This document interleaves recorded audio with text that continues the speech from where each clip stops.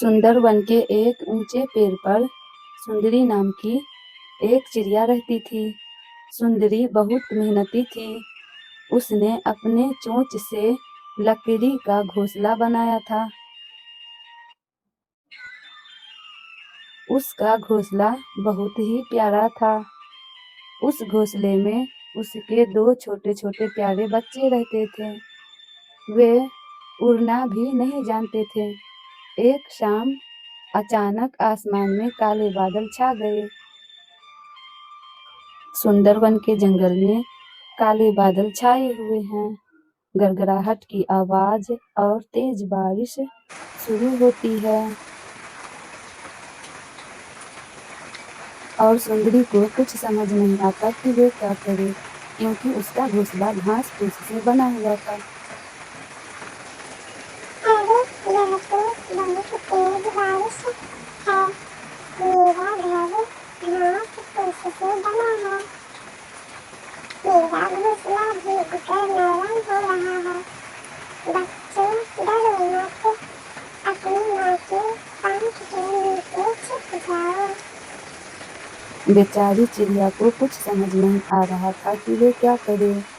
बारिश थमने का नाम नहीं ले रही थी। देखते ही देखते सुंदरी का घोंसला भारी होकर टूटने लगा।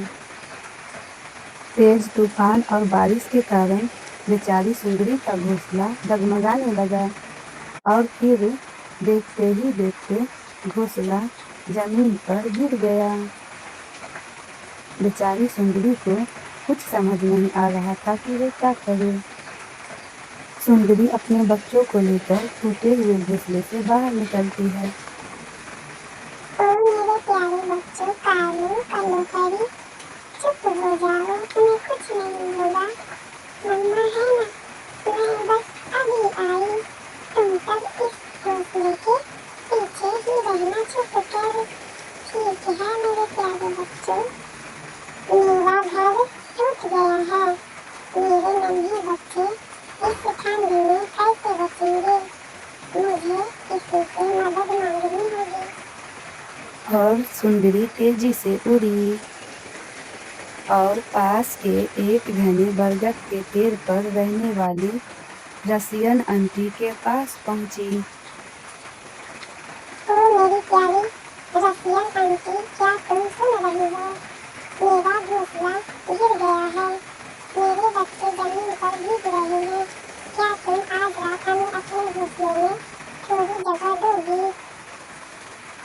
रसियन आंटी अपने घोंसले से निकलती है और फिर सुंदरी से कहती है, ओ माय गॉड, मेरा घोंसला तो पहले से ही छोटा है। तुम और तुम्हारे बच्चे कहाँ समाएंगे? कहीं और जाओ, मुझे सोने दो। सुंदरी निराश हो गई, पर उसने हार नहीं मानी।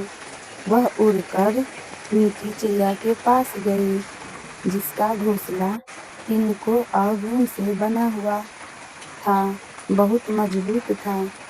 सुंदरी मीठी से कहती है, ओ मेरी प्यारी मीठी बहन, बारिश ने मेरा सब कुछ छीन लिया। तेज तूफान और बारिश के कारण मेरा घोंसला जमीन पर गिर गया। मेरे बच्चे ठंड से कांप रहे हैं। क्या मैं उन्हें यहाँ ला सकती हूँ? मीठी चिड़िया सुंदरी से कहती है, अरे सुंदरी, तुम इतनी देर से परेशान क्यों हो रही हो? जल्दी जाओ और अपने बच्चों को यहाँ ले आओ। मेरा घर बड़ा भी है और गर्म भी। जब तक बारिश नहीं रुकती और तुम्हारा नया घर नहीं बन जाता, तुम मेरे साथ ही रहोगी। मीठी का ये बात सुनकर सुंदरी बहुत खुश हो जाती है। तुम्हारा बहुत बहुत शुक्रिया मीठी, तुमने आज मेरे बच्चों की जान बचा ली। मैं तुम्हारी यह मदद कभी नहीं भूलूंगी। सुनहरी तुरंत उड़कर गई और एक एक करके अपने बच्चों को सुरक्षित मीठी के घोंसले में ले आई। बाहर बारिश हो रही थी, लेकिन अंदर सब सुरक्षित और गर्म थे। जंगल में अभी बहुत तेज बारिश हो रही है। और फिर मीठी सुनहरी से कहती है,